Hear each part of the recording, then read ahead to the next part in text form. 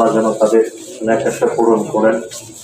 আমাকে যে মহব্বত আপনারা দেখিয়েছেন, শত শত মুসলিমের আপনারা চোখের পানি জড়িয়েছেন, রাস্তাঘাটে পেটে পুকুরে জড়িয়ে নিতেন, আপনাদের এই ভালোবাসার বিনিময়ে আমি দেওয়ার ক্ষমতা নাই, আল্লাহ তারা আপনাদেরকে বিনিময় দান করবেন।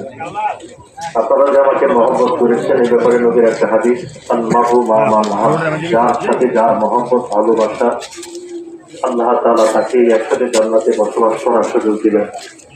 আসলে আমি 20 বছর হয়ে গেছি, আপনাদের জন্য আমি দোয়া করি, আপনারা আমার জন্য দোয়া করবেন, ভালো থাকবেন।